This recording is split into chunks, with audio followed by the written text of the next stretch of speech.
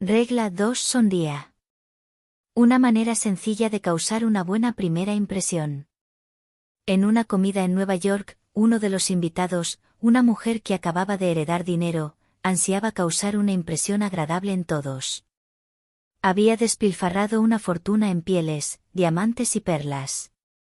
Pero no había hecho nada con la cara. Irradiaba acidez y egoísmo. No había comprendido esta mujer lo que sabe todo el mundo, que la expresión de un rostro es más importante, mucho más, que la ropa que nos ponemos. Charles Schwab me dijo que su sonrisa le ha valido $1.000.000. Y es probable que haya pecado por defecto más que por exceso en ese cálculo. Porque la personalidad de Schwab, su encanto, su capacidad para gustar a los demás fueron casi la única causa de su extraordinario éxito, y uno de los factores más deliciosos de su personalidad es su cautivadora sonrisa. Las acciones dicen más que las palabras, y una sonrisa expresa, me gusta usted. Me causa felicidad. Me alegro tanto de verlo. Por eso es que los perros tienen tantos amigos. Se alegran tanto cuando nos ven, que brincan como locos. Y nosotros, naturalmente, nos alegramos de verlos. La sonrisa de un bebé tiene el mismo efecto. ¿Ha estado usted alguna vez en la sala de espera de un médico, y ha visto a su alrededor las caras sombrías de la gente impaciente por entrar al consultorio? El doctor Stephen K. Sproul, veterinario de Raton, Missouri, nos contó de un típico día de primavera, con su sala de espera llena de clientes que esperaban para hacer vacunar a sus animalitos mascota. Nadie hablaba con nadie, y probablemente estaban pensando en una docena de cosas que preferirían estar haciendo antes que perder tiempo en ese consultorio. Nos contó lo siguiente en una de nuestras clases: había 6 o 7 clientes esperando cuando entró una joven con una criatura de 9 meses y su gatito. La suerte quiso que se sentara justo al lado del caballero que más malhumorado parecía por lo prolongado de la espera. El niñito lo miró con esa gran sonrisa tan característica de las criaturas. ¿Qué hizo el caballero? Lo que habríamos hecho ustedes o yo, por supuesto, le sonrió a su vez al niñito. No tardó en iniciar una conversación con la mujer, sobre el niño, y sobre los nietos de él, y todos los demás pacientes se unieron a la conversación, y el aburrimiento y la tensión se convirtieron en una experiencia agradable.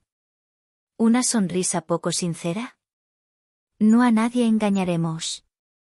Sabemos que es una cosa mecánica y nos causa enojo.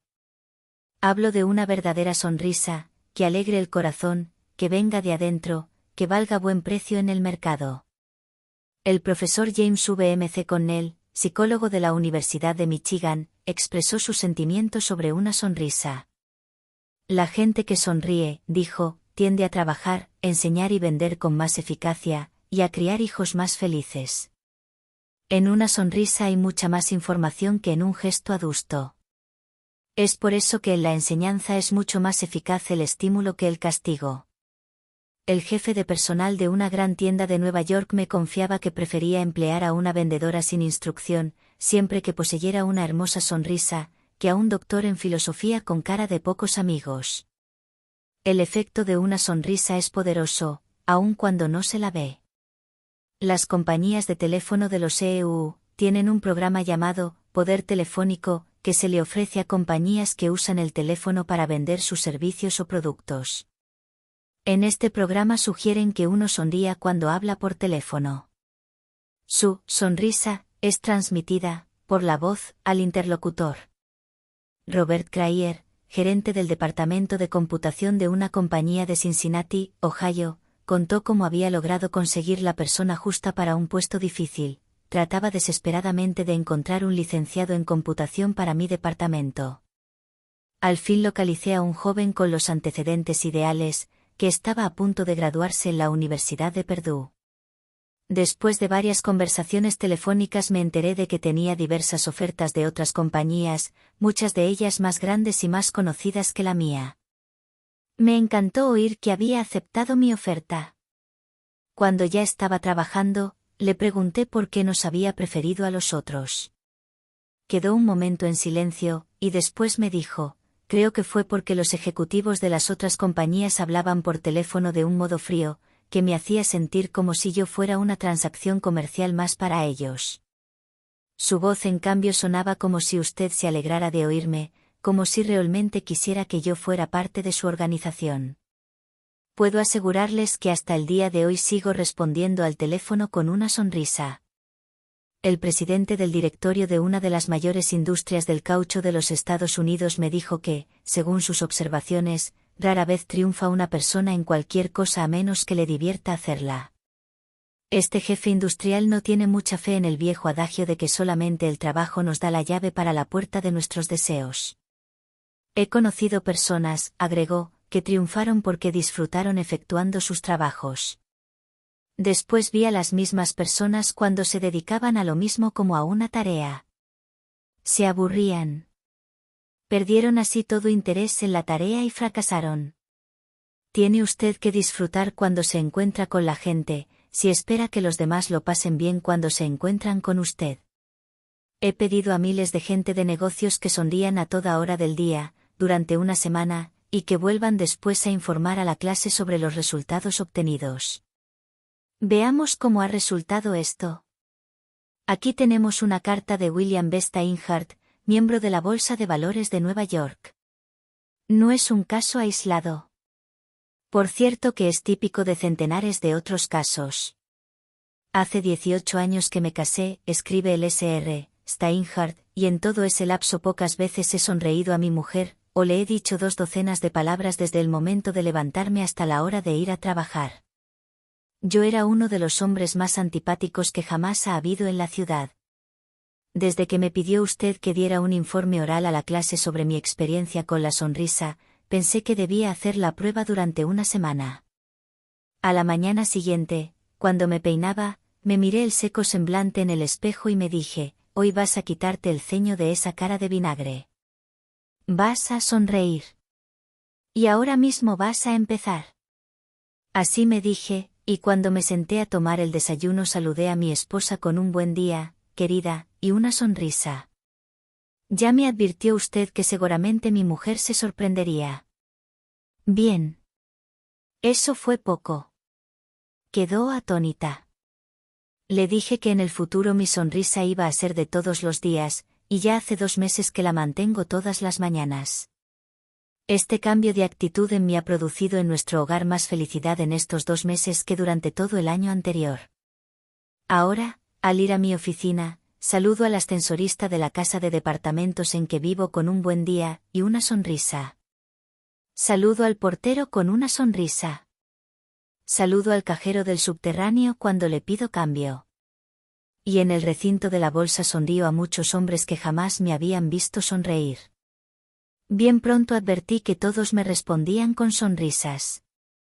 A quienes llegan a mí con quejas o protestas atiendo con buen talante. Sonrío mientras los escucho, y compruebo que es mucho más fácil arreglar las cosas. He llegado a la conclusión de que las sonrisas me producen dinero, mucho dinero por día. Comparto una oficina con otro corredor de bolsa. Uno de sus empleados es un joven muy simpático, y tan encantado estaba yo de los resultados que iba obteniendo, que hace poco le referí mi nueva filosofía para las relaciones humanas. Entonces me confesó que cuando empecé a ir a la oficina me creyó un antipático, y solo últimamente cambió de idea. Agregó que yo era humano solamente cuando sonreía. También he eliminado las críticas de mi sistema. Expreso apreciación y elogio ahora, en lugar de censurar. He dejado de hablar de lo que yo quiero. Trato de ver el punto de vista de los demás. Y estas cosas han revolucionado del todo mi vida. Soy un hombre diferente, más feliz, más rico en amistades y en felicidad, las únicas cosas que importan, al fin y al cabo. ¿No tiene usted ganas de sonreír? Bien, ¿qué hacer? 2 cosas. Primero, esforzarse en sonreír. Si está solo, silbe o tararee o cante. Proceda como si fuera feliz y eso contribuirá a hacerlo feliz. Veamos la forma en que lo dijo el extinto profesor William James: la acción parece seguir al sentimiento, pero en realidad la acción y el sentimiento van juntos, y si se regula la acción, que está bajo el control más directo de la voluntad, podemos regular el sentimiento, que no lo está. De tal manera, el camino voluntario y soberano hacia la alegría, si perdemos la alegría, consiste en proceder con alegría, actuar y hablar con alegría, como si esa alegría estuviera ya con nosotros. Todo el mundo busca la felicidad, y hay un medio seguro para encontrarla. Consiste en controlar nuestros pensamientos. La felicidad no depende de condiciones externas, depende de condiciones internas. No es lo que tenemos o lo que somos o dónde estamos o lo que realizamos, nada de eso, lo que nos hace felices o desgraciados. Es lo que pensamos acerca de todo ello. Por ejemplo, dos personas pueden estar en el mismo sitio, haciendo lo mismo, ambas pueden tener sumas iguales de dinero y de prestigio, y sin embargo una es feliz y la otra no. ¿Por qué? Por una diferente actitud mental. He visto tantos semblantes felices entre los campesinos que trabajan y sudan con sus herramientas primitivas bajo el calor agobiante de los trópicos como los he visto en las oficinas con aire acondicionado en Nueva York, Chicago, Los Ángeles y otras ciudades. Nada es bueno o malo, dijo Shakespeare, sino que el pensamiento es lo que hace que las cosas sean buenas o malas. Abraham Lincoln señaló una vez que, casi todas las personas son tan felices como se deciden a serlo. Tenía razón. Hace poco conocí un notable ejemplo de esa verdad. Subía las escaleras de la estación de Long Island, en Nueva York. Frente a mí, 30 o 40 niños inválidos, con bastones y muletas, salvaban trabajosamente los escalones. Uno de ellos tenía que ser llevado en brazos. Me asombró la alegría y las risas de todos ellos, y hablé al respecto con uno de los hombres a cargo de los niños. Ah, sí, me dijo. Cuando un niño comprende que va a ser inválido toda la vida, queda asombrado al principio, pero, después de transcurrido ese asombro, se resigna generalmente a su destino y llega a ser más feliz que los niños normales. Sentí deseos de quitarme el sombrero ante aquellos niños. Me enseñaron una lección que espero no olvidar. Trabajar solo en un cuarto cerrado no solo lo hace sentir a uno solitario, sino que no da oportunidad de hacer amistades entre los demás empleados de la compañía. La señora María González, de Guadalajara, México, tenía un trabajo así. Envidiaba la camaradería de las demás empleadas cada vez que oía sus charlas y risas. Durante sus primeras semanas en el trabajo, cuando las cruzaba en los pasillos, miraba tímidamente en otra dirección. Al cabo de unas semanas, se dijo a sí misma, María, no debes esperar que esas mujeres vengan a ti. Tienes que ir tú hacia ellas. Cuando volvió a salir al pasillo para tomar un vaso de agua, puso su mejor sonrisa y saludó con un «Hola, ¿qué tal?» a todas las empleadas que encontró. El efecto fue inmediato. Las sonrisas y saludos fueron correspondidos, el pasillo pareció más luminoso, el trabajo más cálido. Se hizo de conocidas, y algunas de ellas llegaron a ser amigas. Estudie estos consejos de Elbert Hubbard, pero recuerde que ningún provecho le dará su estudio si no los aplica en la vida. Cada vez que salga al aire libre, retraiga el mentón, lleve erguida la cabeza y llene los pulmones hasta que no pueda más, beba el sol, salude a sus amigos con una sonrisa, y ponga el alma en cada apretón de manos. No tema ser mal comprendido y no pierda un minuto en pensar en sus enemigos. Trate de determinar firmemente la idea de lo que desearía hacer, y entonces, sin cambiar de dirección, irá directamente a la meta. Tenga fija la atención en las cosas grandes y espléndidas que le gustaría hacer, pues, a medida que pasen los días, verá que, inconscientemente, aprovecha todas las oportunidades requeridas para el cumplimiento de su deseo, tal como el zoófito del coral obtiene de la marea los elementos que necesita. Fórjese la idea de la persona capaz, empeñosa, útil, que desea ser, y esa idea lo irá transformando hora tras hora en tal individuo. El pensamiento es supremo. Observe una actitud mental adecuada, la actitud del valor, la franqueza y el buen talante. Pensar bien es crear. Todas las cosas se producen a través del deseo y todas las plegarias sinceras tienen respuesta.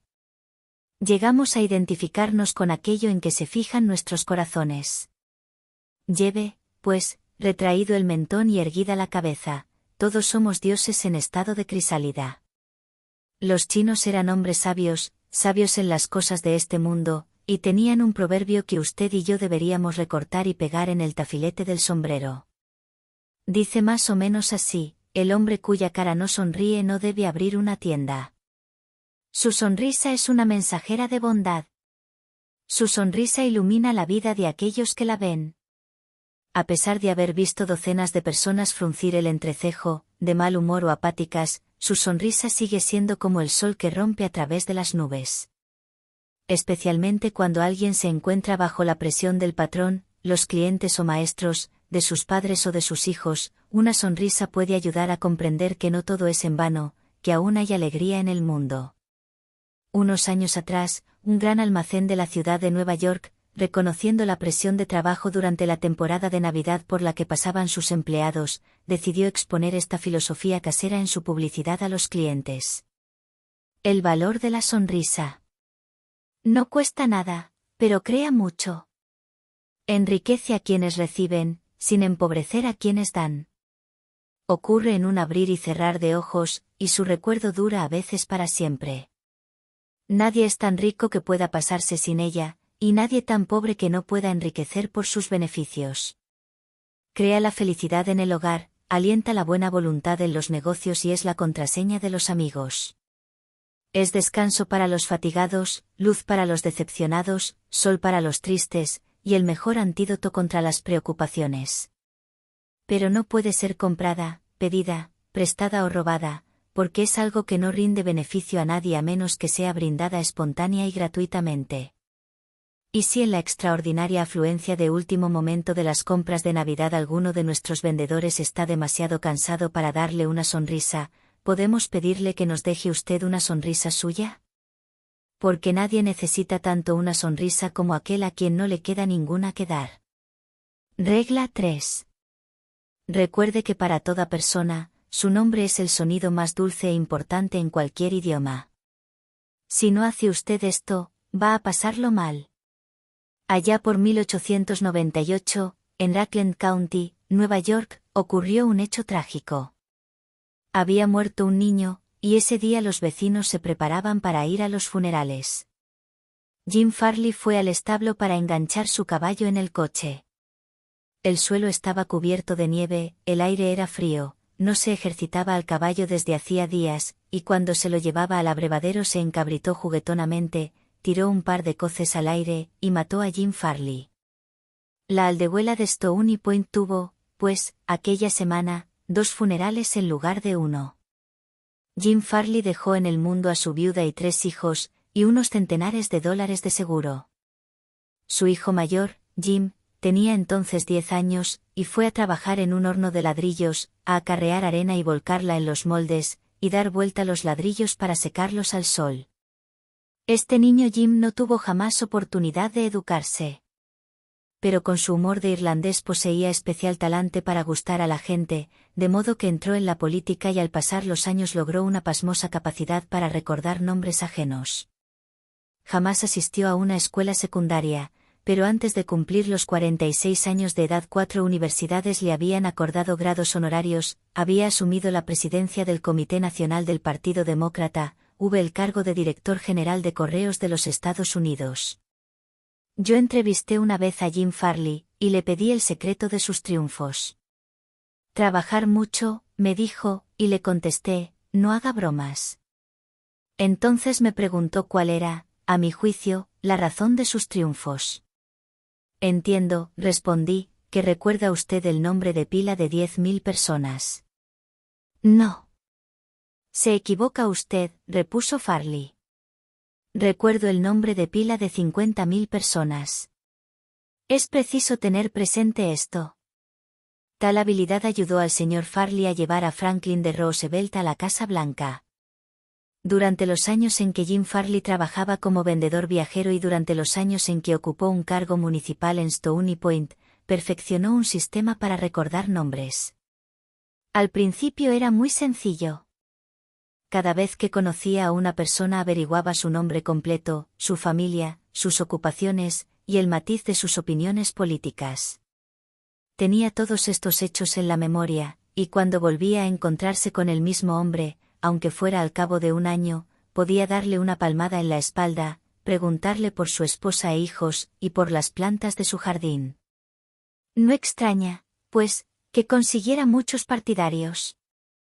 Durante varios meses, antes de empezar la campaña presidencial del señor Roosevelt, Jim Farley escribió centenares de cartas por día a personas residentes en toda la extensión de los estados del oeste y del noroeste. Luego subió a un tren y durante 19 días recorrió 12.000 millas en 20 estados, viajando en tren, coche, automóvil y canoa. Solía llegar a una aldea, reunirse con un grupo de personas para el desayuno, el almuerzo, el té o la comida, y conversar con ellas, francamente, llanamente. Luego emprendía otra etapa de su viaje. Tan pronto como estuvo de regreso en el este escribió a un hombre de cada población que había visitado, para pedirle una lista de todas las personas con quienes había hablado en cada ocasión. La lista final tenía miles y miles de nombres, y a cada persona de esta lista Farley rindió el sutil agasajo de enviarle una carta personal. Una carta personal del gran personaje, que la dirigía a «Querido Bill» o «Querida Jane», y firmaba simplemente «Jim». Jim Farley descubrió al principio de su vida que el común de los hombres se interesa más por su propio nombre que por todos los demás de la tierra. Si se recuerda ese nombre y se lo pronuncia con frecuencia, se ha rendido a su dueño un halago sutil y muy efectivo. Pero si se olvida o se escribe mal ese nombre, queda uno en gran desventaja.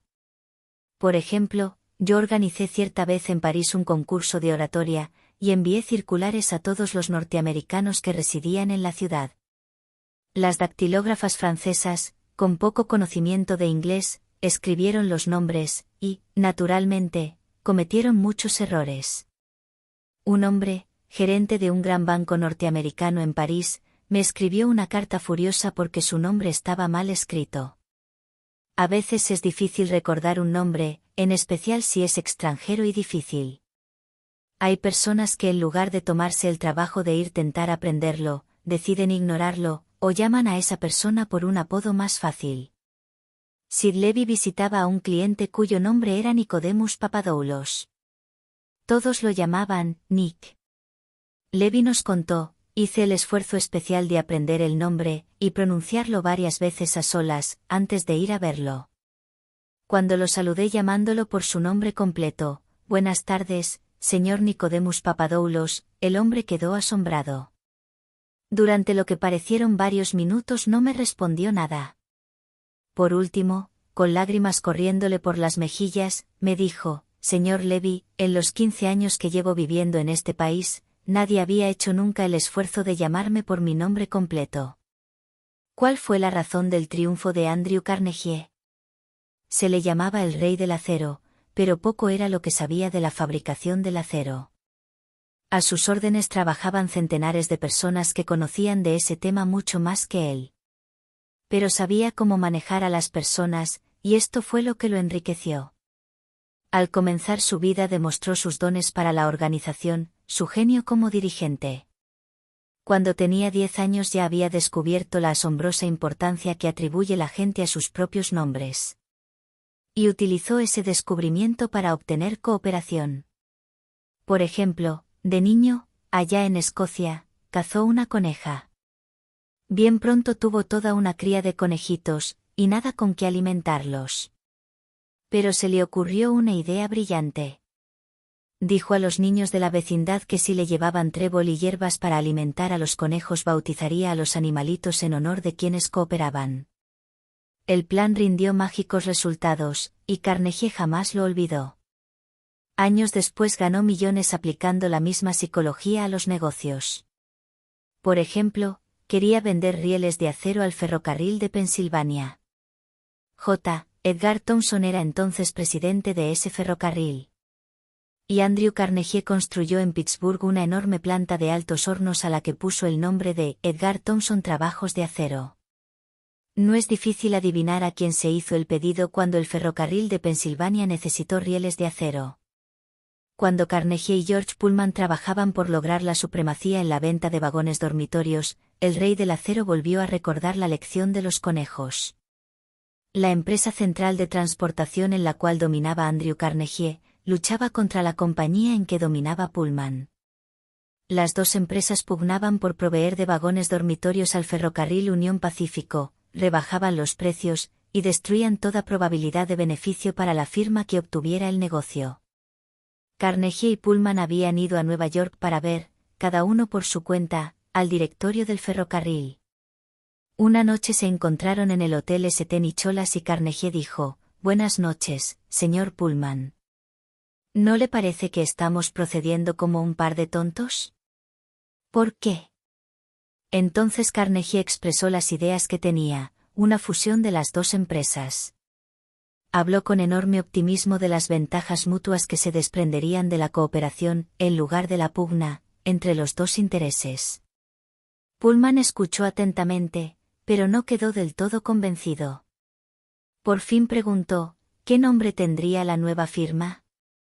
«Pues, la Pullman Palace Car Company, por supuesto». Se le iluminó el rostro a Pullman. «Venga a mi habitación», dijo. «Vamos a conversar del asunto». Esa conversación hizo historia en la industria de los Estados Unidos. Esta política de Andrew Carnegie, de recordar y honrar los nombres de sus amigos y allegados, fue uno de sus secretos mejores. Señalaba con orgullo el hecho de que recordaba y llamaba por su nombre de pila a muchos de sus obreros, y se vanagloriaba de que, cuando tuvo personalmente a su cargo los Altos Hornos, jamás se declaró en ellos una huelga. Benton Love, presidente del banco Texas Commerce Bancshares, cree que cuanto mayor es una corporación, más fría se vuelve. Un modo de darle calidez, dice, es recordar los nombres de la gente.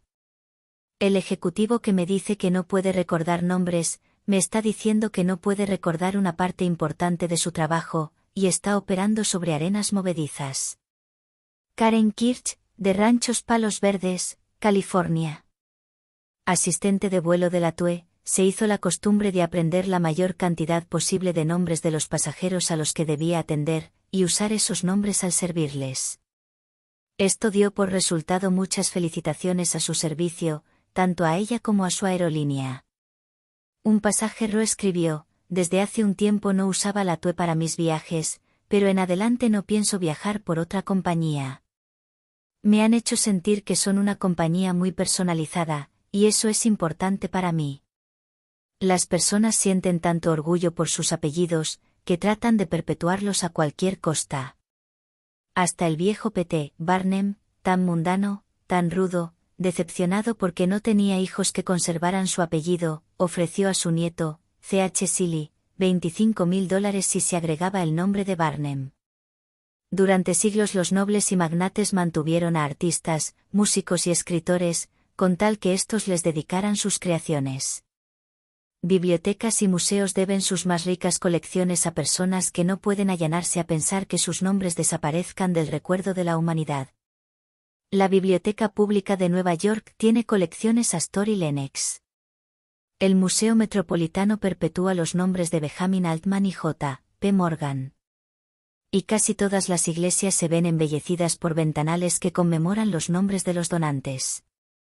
Muchos de los edificios en la mayoría de las universidades llevan los nombres de quienes contribuyeron con donaciones para su construcción. La mayoría de la gente no recuerda nombres por la sencilla razón de que no dedican el tiempo y la energía necesarios para concentrar y repetir y fijar nombres indeleblemente en la memoria. Se disculpan diciendo que están demasiado ocupados. Pero seguramente no lo están más que Franklin D. Roosevelt, quien dedicaba mucho tiempo a recordar hasta los nombres de los mecánicos con quienes entraba en contacto. Un ejemplo. La organización Chrysler construyó un automóvil especial para el señor Roosevelt, que no podía usar un auto corriente por tener paralizadas las piernas. W. F. Chamberlain y un mecánico lo entregaron en la Casa Blanca. Tengo a la vista una carta del señor Chamberlain que relata su experiencia. Enseñé al señor Roosevelt, dice la carta, cómo se maneja un automóvil, con muchos detalles inusitados, pero él me enseñó mucho acerca del arte de tratar con la gente. Cuando lo visité en la Casa Blanca, el presidente se mostró muy simpático y animoso. Me llamó por mi nombre, me hizo sentir cómodo, y me impresionó particularmente por el hecho de que estaba vitalmente interesado en las cosas que yo le mostraba y de las que le hablaba. El automóvil estaba construido de manera que se lo pudiera manejar exclusivamente con las manos. Una multitud se reunió para mirar el coche, y el presidente dijo: «Creo que es maravilloso. Todo lo que hay que hacer es tocar un botón y empieza a andar, y se lo puede dirigir sin esfuerzo. Es notable. No sé cómo lo han podido hacer. Me encantaría tener tiempo para desarmarlo y ver cómo funciona». Cuando los amigos y allegados del presidente admiraron la máquina, el señor Roosevelt dijo en mi presencia: «Señor Chamberlain, le aseguro que aprecio sobremanera todo el tiempo y los esfuerzos que ha dedicado usted a producir este coche. Es espléndido». Admiró el radiador, el espejo retrospectivo especial, el reloj, el faro especial, el tapizado, la posición del asiento del conductor, las valijas especiales en el compartimiento de equipajes, con sus iniciales en cada una. En otras palabras, notó todos los detalles que, según sabía él, me habían preocupado más. Se esforzó por hacer notar todos esos detalles a la señora de Roosevelt, a la secretaria de Trabajo, señorita Perkins, y a su secretario. Hasta hizo participar del episodio al viejo portero de la Casa Blanca, a quien comunicó: «George, tendrás que cuidar especialmente esas valijas». Terminada la lección que le di para manejar el coche, el presidente se volvió hacia mí y dijo: «Bueno, señor Chamberlain, hace 30 minutos que hago esperar a la Junta de Reserva Federal. Creo que haría bien en volver a mi trabajo». Yo había llevado un mecánico a la Casa Blanca, y al llegar lo presenté al señor Roosevelt. No habló con el presidente, quien solo una vez oyó pronunciar su nombre. Era un mozo tímido, y se mantuvo alejado de los demás. Pero antes de retirarse el presidente buscó al mecánico, le dio la mano, lo llamó por su nombre, y le agradeció haber ido a Washington. Su agradecimiento no tenía nada de una falsa cortesía. Decía lo que sentía. Pocos días después de regresar a Nueva York recibí una fotografía del presidente Roosevelt, con su autógrafo y una cartita de agradecimiento. «No sé cómo tiene tiempo para estas cosas». Franklin D. Roosevelt sabía que uno de los medios más sencillos, más evidentes y más importantes para conquistar buena voluntad es el de recordar nombres y hacer que los demás se sientan importantes.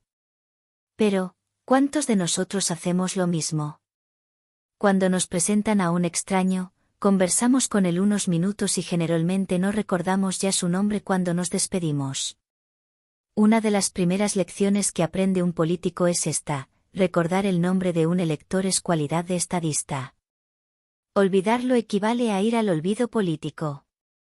Y la capacidad para recordar nombres es casi tan importante en los negocios y los contactos sociales como en la política. Napoleón III, emperador de Francia y sobrino del gran Napoleón, se envanecía de que, a pesar de todos sus deberes reales, recordaba el nombre de todas las personas a quienes conocía. ¿Su técnica? Muy sencilla. Si no oía claramente el nombre, decía: «Lo siento. No oí bien». Después, si el nombre era poco común, preguntaba cómo se escribía. Durante la conversación se tomaba el trabajo de repetir varias veces el nombre, y trataba de asociarlo en la mente con las facciones, la expresión y el aspecto general del interlocutor. Si la persona era alguien de importancia, Napoleón se tornaba más trabajo aún. Tan pronto como quedaba a solas escribía ese nombre en un papel, lo miraba, se concentraba en él, lo fijaba con seguridad en la mente, y rompía después el papel. De esta manera se formaba la impresión visual, además de la impresión auditiva, del nombre. Todo esto requiere tiempo, pero los buenos modales, dijo Emerson, se hacen de pequeños sacrificios. La importancia de recordar y usar nombres no es solo prerrogativa de reyes y ejecutivos de corporaciones. Nos puede servir a todos. Ken Nottingham, un empleado de la General Motors en Indiana, solía almorzar en la cafetería de la compañía. Notó que la mujer que trabajaba en el mostrador siempre tenía mal ceño. Hacía 2 horas que estaba haciendo emparedados, y yo no era sino un emparedado más para ella. Pesó el jamón en una pequeña balanza, agregó una hoja de lechuga y un plato con un puñado de papas fritas. Al día siguiente, hice la misma cola. La misma mujer, el mismo mal ceño. La única diferencia fue que me fijé en la etiqueta con su nombre en el delantal. Le sonreí y le dije, hola, Eunice, y después le pedí el emparedado que quería. Pues bien, la mujer se olvidó de la balanza, puso una pila de fetes de jamón, 3 hojas de lechuga, y una montaña de papas fritas que se me caían del plato. Deberíamos tener presente la magia que hay en un nombre, y comprender que es algo propio exclusivamente de esa persona, y de nadie más. El nombre pone aparte al individuo, lo hace sentir único entre todos los demás. La información que damos, o la pregunta que hacemos, toma una importancia especial cuando le agregamos el nombre de nuestro interlocutor. Desde la camarera hasta el principal ejecutivo de una empresa, el nombre obrará milagros cuando tratarnos con la gente.